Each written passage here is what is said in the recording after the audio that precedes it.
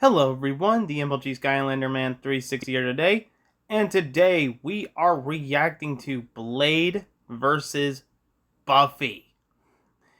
This is a matchup between two vampire killers, and as I said, with history of these characters, Blade, I actually have watched one of the films, and I believe it's the first one that I've watched. Well, with Buffy, I've only managed to watch like 5 episodes. I would have been invested more if time just gave me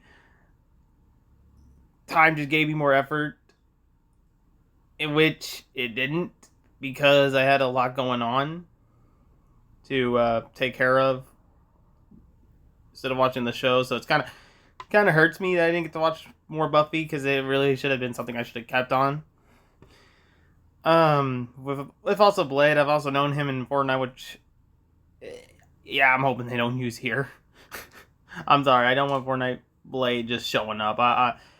What I've seen in the trailer, though, it is Marvel Rivals Blade, maybe. I hope it is, because then that looks a little more cool. Gives it more of aesthetics. But yeah, as I said, I haven't got to watch Buffy, but maybe I get to explain it more here. But anyway, without any further ado, let's begin the reaction. That face over. Blade versus Buffy. The Daywalker versus the Vampire Slayer. He's Wiz and I'm Boomstick. And it's our job to analyze their weapons, armor, and skills to find out who would win a death battle. They're known by many names. Revenant, Vortalot, Nosferatu. Vampires. When the moon is out and the night is young, these undead demons are out for blood. Fitting then that the greatest foe of those who stalk the night is the one who can walk the day. Blade. Is that What really in his the world? costume? Hang on. Now there's a man who doesn't file his taxes. Blade is one of the coolest superheroes ever, and basically kickstarted the comic book movie craze. And yet, he is also seemingly the only one who knows or cares that in the world of Marvel, vampires exist. Seriously, nobody talks about this. Blade doesn't need anyone's help. He'll just aura farm by himself. Even Blade's birth was hardcore. Just as the young Eric Brooks's mother was in labor, her attending doctor turned out to be the vampire Deacon Frost. And he drank her blood right before she gave birth. This infused Eric with Frost's vampiric blood, turning him half human, half vampire. A Dampier. Giving him a ton of vampy powers, but none of their weaknesses like garlic, holy water, or sunlight. Eric would hone these abilities under the tutelage of vampire hunter Jamal Afari, sharpening him into a blade that would rape the vampire plague for good. Blade is strong and fast enough to toss around 1,000-pound demons and cut bullets out of the air. He can keep up with Wolverine, who can deflect Cyclops' light-speed optic blasts. And his Kevlar DuPont armor helped him take the top of Count Von Stott's castle exploding. He can heal small wounds immediately and sniff out the supernatural with his hypersenses. Also, his fangs can drain his victims of magical energies. After studying the ways of Hong Kong Kung Fu movies, Blade became a master martial artist. Ah yes, the Rufus from Street Fighter School of Kung Fu. While the only martial art he's been stated to know is Krav Maga, we know he's mastered more. So, for the full scope of his martial arts ability, we'll examine the Blade movies as performed by Wesley Snipes. By looking at Snipes' training and choreography, we know Blade uses Kung Fu, Capoeira, Brazilian Jiu-Jitsu, Eskrima, kickboxing, Shotokan karate, and Hapkido. Add on Blade's knack for stealthy takedowns, and I guess you could call him Marvel's Batman.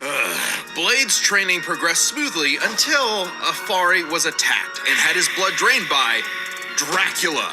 Seriously, Avengers, Dracula is real. Why aren't you doing anything about this? He's right there! Forced to murk his surrogate dad, Blade would have to wage his war alone, nursing a wound within him that would never heal. A hole that could never be filled. Not with that attitude. Blade took a page out of the Book of Boomstick and tried filling that hole with every kind of weapon imaginable.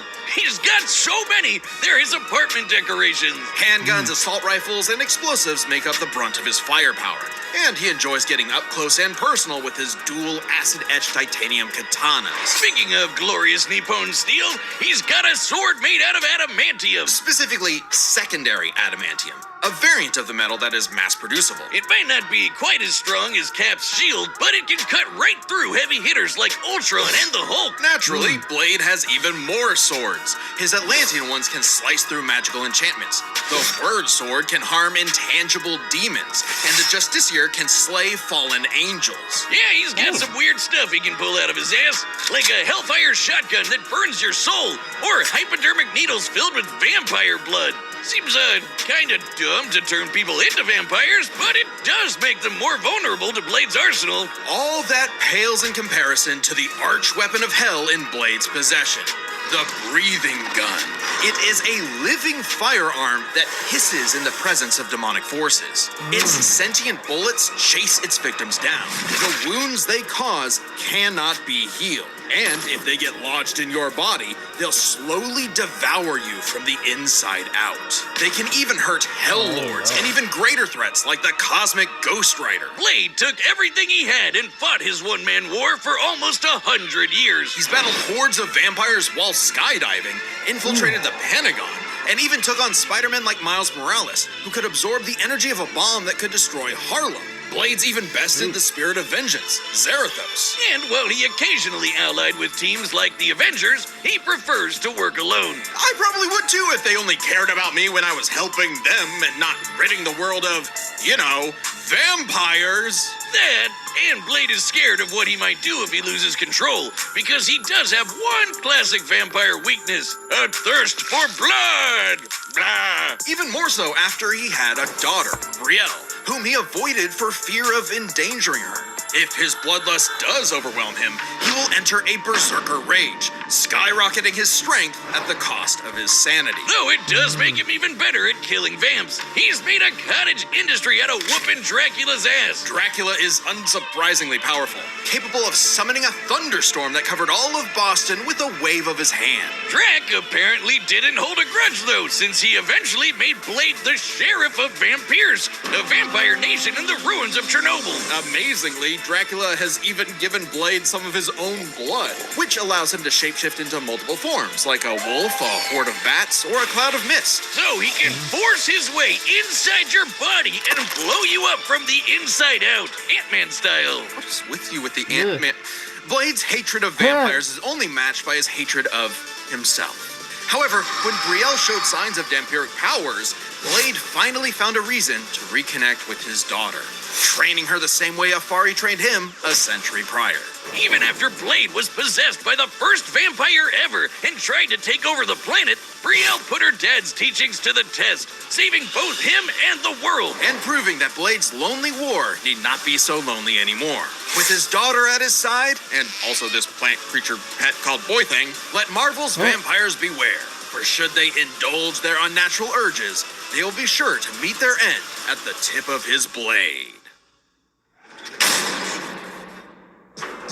Today's battle is sponsored by Prize Picks. You know what's awesome?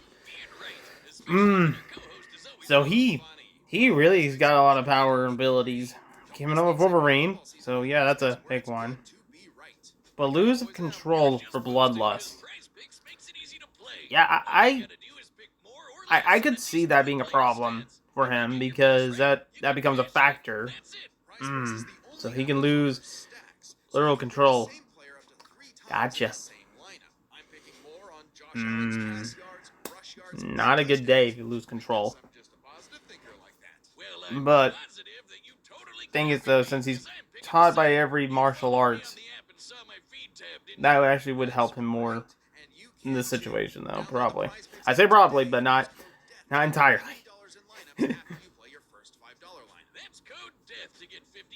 But as I said, I don't know the whole background of this. Where in every generation, there is a chosen one. She alone will stand against the vampires, the demons, and the forces of darkness. She is the Slayer. For thousands of years, a new Slayer would be granted incredible powers and was destined to die young in battle against evil, passing their powers on to the next Slayer, and the next, and so on. That is, until the newest Slayer would change everything. Buffy Ann Summers. Not exactly the first girl you'd think is the savior of humanity. Buffy's only goals in life were, in her own words, graduate from high school, go to Europe, marry Christian Slater, and die. But that would all change when the Watcher Merrick appeared and revealed her destiny. Like, total bummer. Merrick trained Buffy in the arts of vampire slaying, and she became so efficient that she burned down her school. Whoops. Forcing her and her mom to move to Sunnydale, California to start a new life, far away from any more bloodsuckers and bad makeup. Unfortunately, small problem, Sunnydale just so happened to be right on top of a hellmouth, where the boundary between Earth and Hell is permeable. Yeah, that sounds like the valley, all right. Along with new Watcher Giles, Wallflower Willow, part-time bad boy, part-time sad boy Angel, magical retcon sister Dawn, and... Xander. Buffy and her Scooby Gang would battle a never-ending series of monsters. And we mean truly never-ending. Sure, there's the TV show, but Buffy has also been slaying vampires across video games, comics, and 128 novels. Tens of thousands of pages of Buffy lore you've never heard of. But we're just crazy enough to speed read them all. Buffy carries a variety of anti-vampire weaponry. There's wooden stakes, of course, sometimes dipped in gorgon venom that can turn you to stone. Though she's also experienced with axes, swords, quarterstaffs, holy water, just about anything. You said it! Damn. When she fought an ancient demon unable to be killed by any weapon forged in his time, Buffy introduced his stupid ass to the 20th century. She's also a master of Aikido, Judo, Jiu-Jitsu, boxing, kickboxing, wrestling, karate, kung fu, wushu, tai chi, kendo, capoeira, and taekwondo. Buffy apparently thinks Hong Kong's kung fu movie masters could learn a thing or two. No kidding. Thanks to her Slayer senses, her reflexes are fine-tuned enough to dodge close-range Gatling gun fire, lightning bolts from the sky, and even beams of light. She's kept up with another Slayer, Faith, who can dodge laser beams from See, now with the beam of light, I might get Buffy's something. strong enough to bend rebar, punch this 4.5-ton bat monster into the air, and, smash hard enough to tear apart a building. And despite her lack of armor, she can survive massive Okay. explosions, like the one that destroyed What the Cephalian's heck? lair that's bigger on the inside. She That's can even new. fight blindfolded. But if she is injured, she heals fast enough to be totally fine by the next episode. One time, Angel sucked out almost all of the blood from her body, and she survived. Doubly impressive since Angel's blood draining also drains magical energy. Yeah, Buffy's own magic makes her Aw. weirdly resilient to esoteric attacks. Like when she expelled this misty shadow demon trying to possess her body, or when she resisted her soul being ripped apart and scattered across time. Or that time she jumped into a vat of boiling liquid so hot it could reduce people to skeletons, and she was just fine. She might not show physical scars, but she sure has emotional ones. Being the Slayer put a huge burden on Buffy's life. Unable to live normally, she felt isolated, forced to internalize the trauma she faced on a daily basis. Sure, she had friends, but they couldn't understand her unique struggle. Like when Angel turned evil after he took her virginity and tried to destroy the world. That must be one of those metaphors. Sometimes the worst enemies are the ones you can't fight, and who don't fight back. Made even worse by her having all the memories of the other Slayers bouncing around in her head, dating back to the Stone Age. Buffy has dreamt of every battle a Slayer has ever fought, and can call upon those skills in a fight, even subconsciously. But this includes the memories of their deaths. Countless women violently dying young. A reminder of her inevitable fate. A fate that came to pass when she fought the Hell God Glory. After leaping into Glory's reality-ending interdimensional hole, A glory hole, if you will. Buffy my sacrificed herself to save the universe, dying a hero's death. It appears my glory hole joke was poorly timed. Finally freed of her unfair earthly responsibilities, Buffy's soul ascended to heaven in perfect bliss. Until her friends brought her back to life in the agony of existence! This absolutely crushed Buffy, and ironically, annihilated her will to live. Oh, that's rough, Buffy.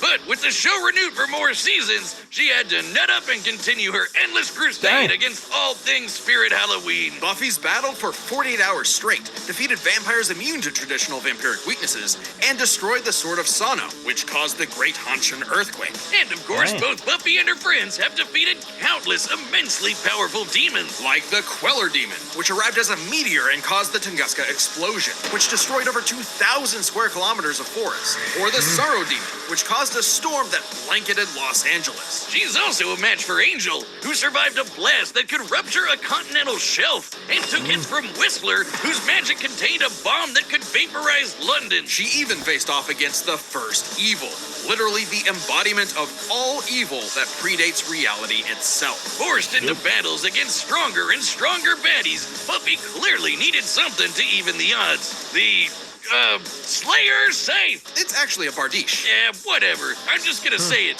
This thing is bullshit. Containing the essence of Buffy's Slayer powers and created to defeat ancient demons, the scythe can deflect magical projectiles and slice through just about anything. Ghosts, magic, even space itself, destabilizing reality in the process. Even Silas, the devourer of worlds. Kinda like Galactus, but instead of chomping on planets, he eats the multiverse. And there goes his head. The scythe is easily the most powerful tool in her arsenal. In effect, attaining it completed Buffy, as though it were a piece of her she never knew was missing.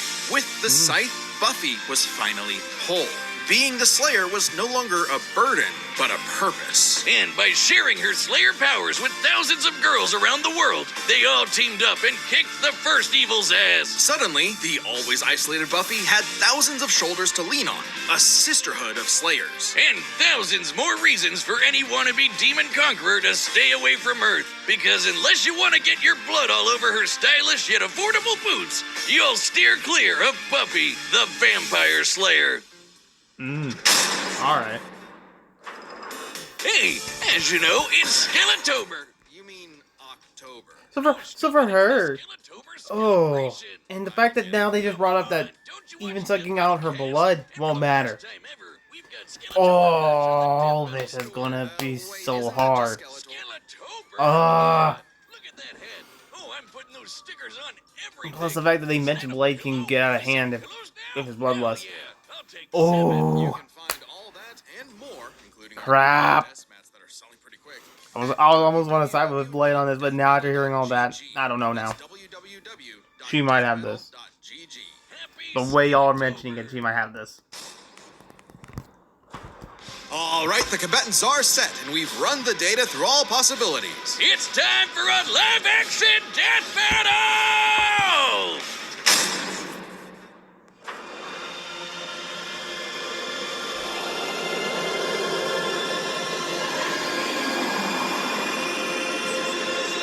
Oh yeah, I really like the setup.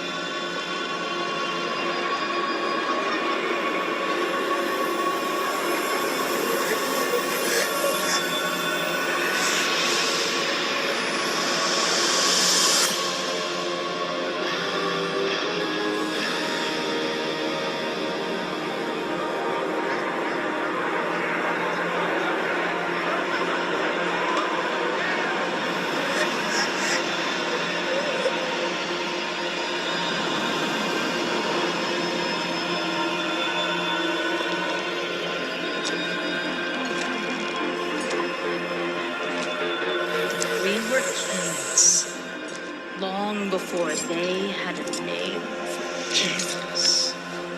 What now? Starved, hunted, forgotten. You have waited long enough. Tonight, we remember who we were. Tonight, we take back what was always ours. Tonight, Oh. we feast. Daywalker. And she, that's just the start.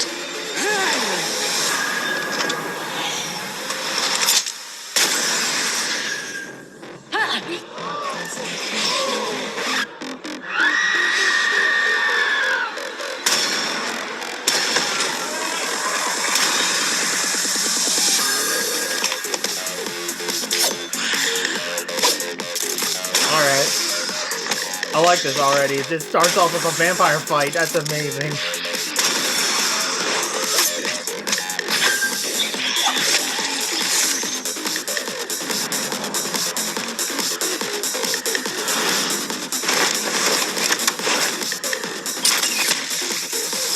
Hey.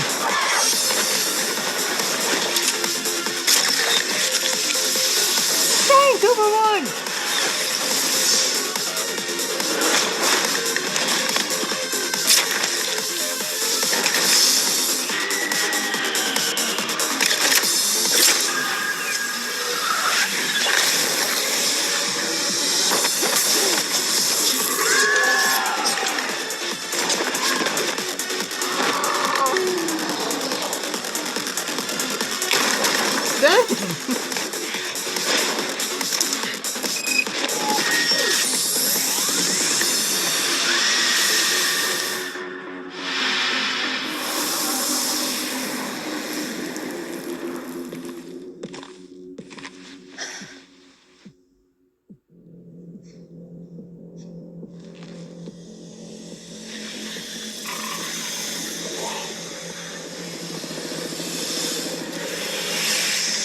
Aww.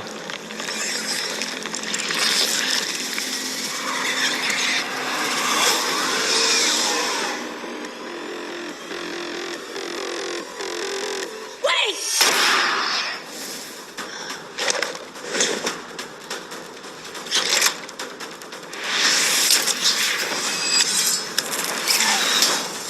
Oh.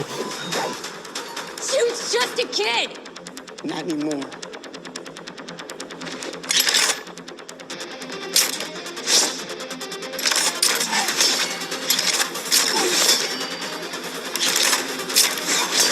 Damn. Bro, oh shit. Woo. Woo. Oh.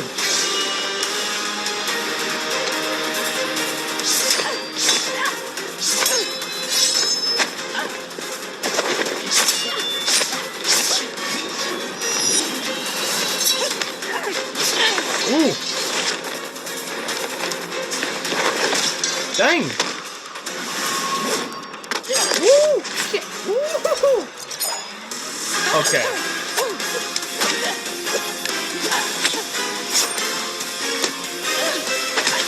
Oh. You out your damn mind? Yeah. Oh. Oh.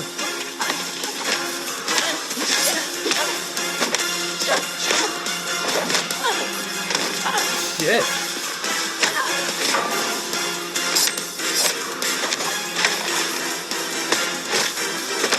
Dang.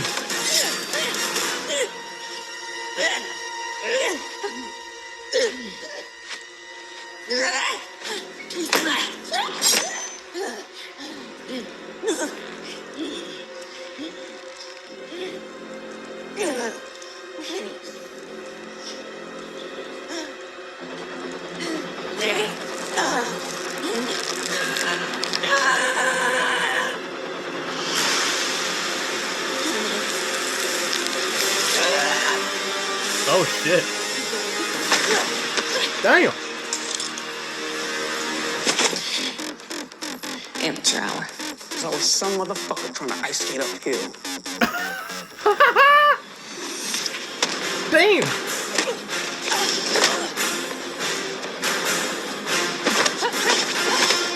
Oh.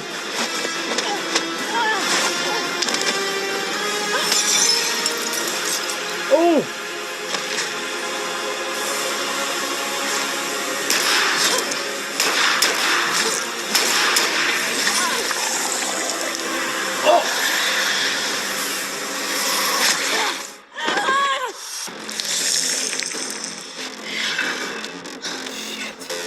Oh no, the bullet. You're alive.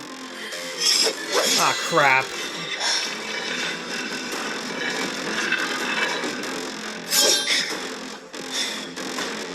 Dang, I should have thought. Another sword. I see you cut through adamantium. Bring it on.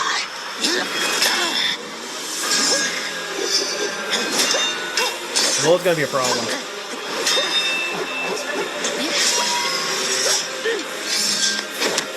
Oh crap. Yep, I don't know. Maybe Blade might win this. I'll be wrong. I'll be wrong.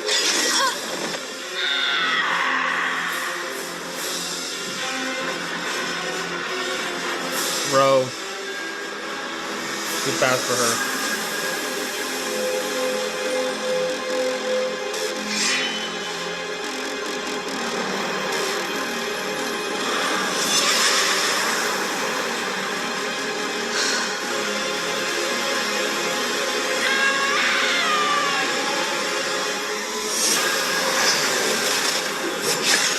Oh!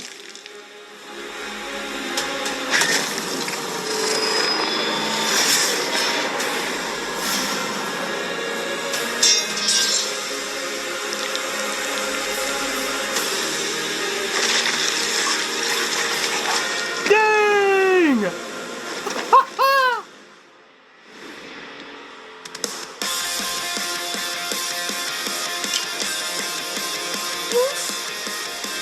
Looks like you got ahead of yourself.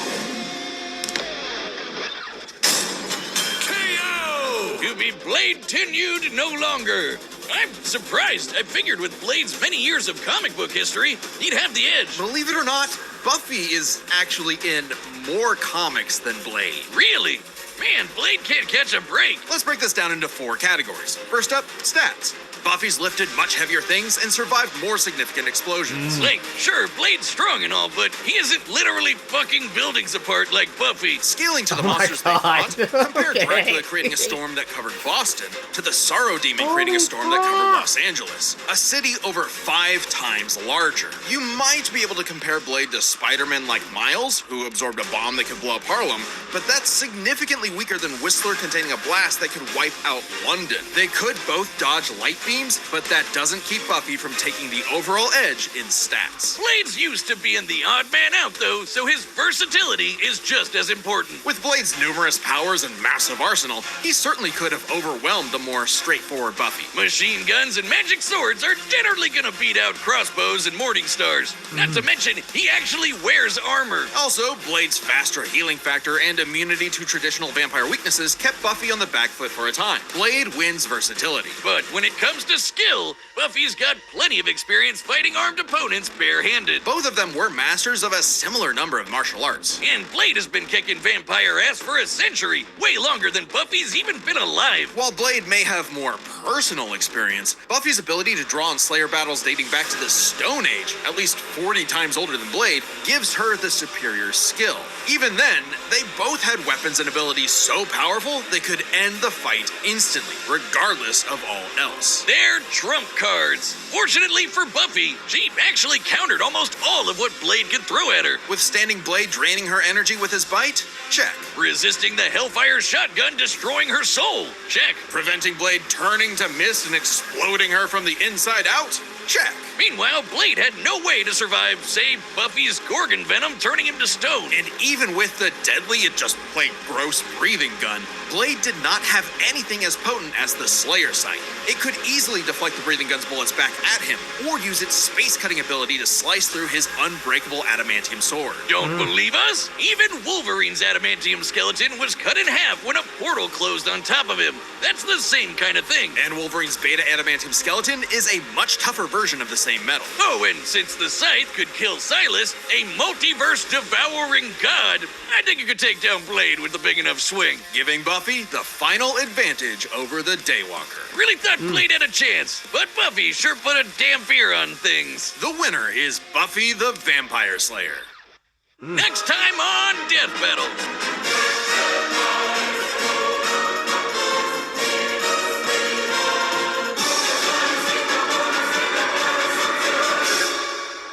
Subscribe and join as a member to see more Death Battle. Thanks for watching. Oh. You see, grocery shopping can be a chore. Did you get the cider? Oh. Okay. Oh, wow. Oh, wow. Oh. Oh. My wife is not gonna like this matchup. with our two favorite characters. That's crazy.